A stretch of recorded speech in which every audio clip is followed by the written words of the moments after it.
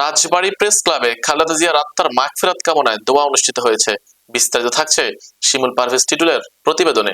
রাজবাড়ী press ক্লাবের আয়োজনে বিএনপির চেয়ারপারসন ও সাবেক প্রধানমন্ত্রী বেগম খালেদা জিয়ার আত্মার মাগফিরাত কামনায় বাদ আসর নামাজের পরে দোয়া অনুষ্ঠিত হয়। উক্ত অনুষ্ঠানে উপস্থিত ছিলেন রাজবাড়ী প্রেস ক্লাবের সভাপতি আব্দুল কুদ্দুস বাবু, সাধারণ সম্পাদক শহীদুল ইসলাম হিরণ, সহ সাধারণ সম্পাদক জাহাঙ্গীর হোসেন, সহ সাধারণ সম্পাদক সাজিদ হোসেন খাজা, কার্যনির্বাহী সদস্য মোহাম্মদ আবুল কালাম সহ রাজবাড়ী জেলার কর্মরত সাংবাদিকরা উপস্থিত ছিলেন।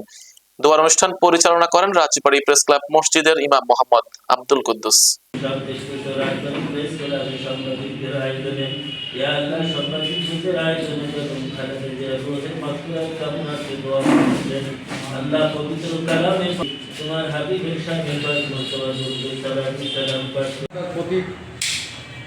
দেশনেত্রী বেগম খালেদা জিয়ার মৃত্যুতে রাজবাড়ী প্রেস ক্লাবের পক্ষ থেকে আমরা গভীরভাবে শোকাহত।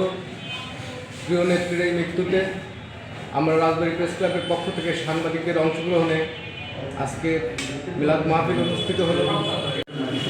আমাদের বাংলাদেশের তিনবার প্রধানমন্ত্রী, নির্বাচিত প্রধানমন্ত্রী বেগম খালেদা জিয়া, তিনি বিএনপির চেয়ারপারসন ছিলেন।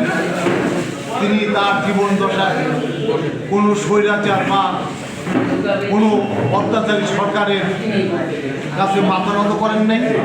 তিনি বাংলাদেশকে ভালোবেসে, বাংলাদেশের মানুষকে ভালোবেসে তিনি তার জীবন উৎসর্গ করে গেলেন।